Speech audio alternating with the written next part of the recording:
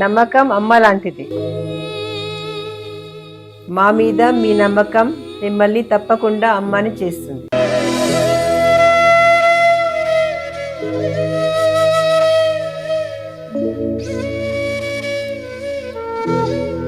నేడు ఎంతో మంది మా మీద నమ్మకంతో అమ్మాయారు. మీకోసం అమ్మతనం ఎదురు చూస్తుంది. వివరాలకు సంప్రదించండి కిరణ్ ఇన్ఫర్టిలిటీ సెంటర్, హైదరాబాద్, బెంగళూరు, చెన్నై, ఢిల్లీ. కుంభం వారి కనుక చూసుకున్నట్లయితే ప్రధానంగా కుంభ లగ్నం చూసుకోండి. లగ్నం తెలియనటువంటి వారు రాశి నుంచి చూసుకోవచ్చు.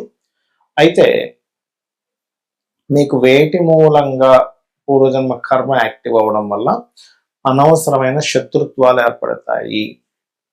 ఆ శత్రుత్వాలు కానీ, రుణం కానీ, రోగం కానీ తగ్గాలంటే మీరు ఏం చేయాలి, ఎటువంటి దానాలు ఇవ్వాలి, ఎటువంటి ఏ దేవత ఆరాధన చేయాలి, ఇటువంటి విషయాల్లో మీరు జాగ్రత్తగా ఉండాలి అనేటువంటి అంశాలు చెప్తుంది నేనైనప్పటికీ చెప్పిస్తుంది సాక్షాత్ లలిత అమ్మవారిగా భావిస్తూ. ప్రధానంగా ఇక్కడ గమనించుకున్నట్లయితే ఈ కుంభం వారికి ఏంటంటే ఒకటే గుర్తుపెట్టుకోండి, మీ యొక్క రాశికి చంద్రుడు ముఖ్యంగా పూర్వజన్మ కర్మని ఇచ్చేవాడు అవుతాడు. అంటే చంద్రరాశుల్లో ఉండే గ్రహాలు చంద్రుడు, పర్టికులర్గా చంద్రుడు చంద్రమా మనసో జాత. ఎమోషన్ గా మీరు దేంతో అయితే కనెక్ట్ అవుతారో అక్కడి నుంచే మీకు ప్రాబ్లమ్స్ క్లియర్ స్టార్ట్ అవుతాయి. అంటే తల్లి, చంద్రుడు అంటే తల్లి కారకుడు కదా, వాటర్, హెల్త్ రిలేటెడ్ సంబంధించిన ఇష్యూస్, లంగ్స్ రిలేటెడ్ ఇష్యూస్ రావడము, లంగ్ సంబంధించింది, బ్రీతింగ్ రిలేటెడ్ ఇష్యూస్ రావడము. అయితే చంద్రుడు ఎంత పాడవుతే అంత ఇబ్బంది ఉంటుందండి. మళ్ళీ చంద్రరాశులు బాగున్నాయి, చంద్రుడు బాగుంటే మళ్ళీ that is the different thing, గుర్తుపెట్టుకోండి. సో అలా అయితే ఇక్కడ ఎప్పుడైతే మరలా చంద్రుడిని గురువు చూసినా, గురువు వెళ్ళి చంద్రరాశుల్లో ఉన్నా, అప్పుడు ఏమవుతుందంటే మీకు గురువు ద్వారా మీకు మంచి సపోర్ట్ కానీ ఇవన్నీ కూడా లభిస్తాయి. అంటే కొంతమందికి వృత్తుల్లో ఉంటాడు గురువు, లేకపోతే వెళ్ళి కర్కాటకంలో ఉంటాడు, లేకపోతే గురువు కలిసి ఉంటాడు, అప్పుడు మళ్ళీ దాని ఫలితం అనేది మంచి ఫలితం ఇస్తూ ఉంటుంది.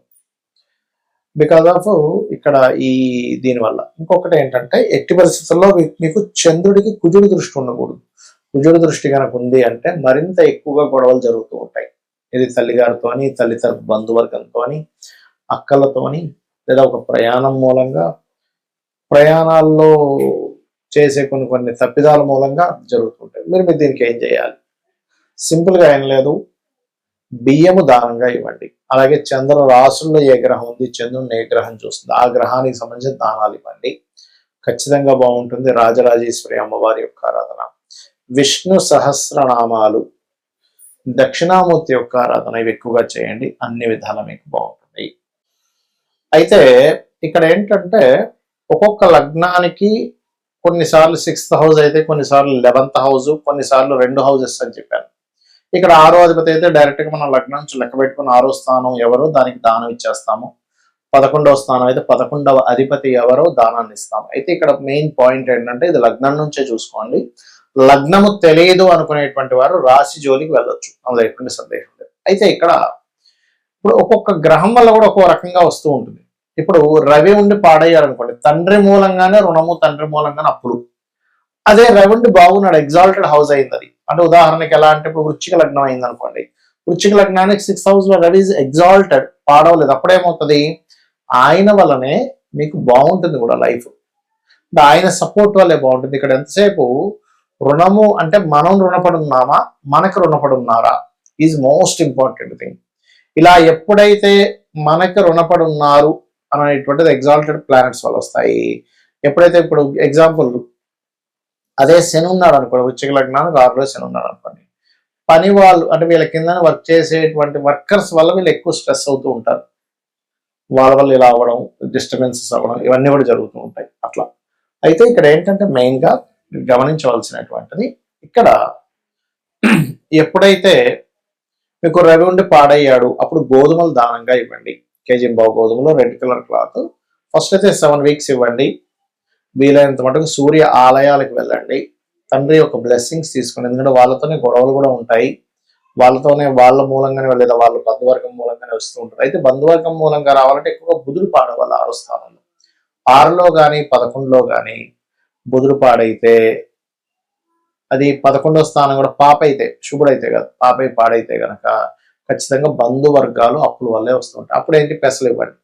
ఒకవేళ చంద్రుడు పాడయ్యాడు, 6వ స్థానంలో ఉన్నాడు లేదా 11వ స్థానంలో ఉండి పాడయ్యాడు, అప్పుడు బియ్యము దానంగా ఇవ్వండి.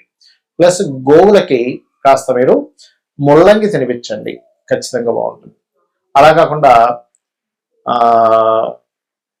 కుజుడు పాడయ్యాడు అనుకోండి, కుజుడు ఎక్కడ పాడవుతాడు, కర్కాటకంలో పాడవుతాడు. అంటే కుంభలగ్నం వాళ్ళకి అవుతుంది కుజుడు మెయిన్ గా పాడవడం, లేదా పాపగ్రహాలతో కలిసి ఉంటే అది ఎనీ లగ్న 6th హౌస్ లో కనుక పాపగ్రహాలతో కలిసి ఉన్నాడు కుజుడు, దాన్ని ఆటోమేటిక్ గా పాడైనట్టు అర్థం. ఒక్కొక్కసారి డైరెక్ట్ గా కలవు గ్రహాలు, ఇండైరెక్ట్ గా. ఒక్కొక్కసారి ఎలా అంటే ఇప్పుడు కుంభలగ్నం వారికి సర్వసాధారణంగానే మనకి ఈ చంద్రుడు 6వ అధిపతి అవుతాడు, సో సలిత ఉంటుంది.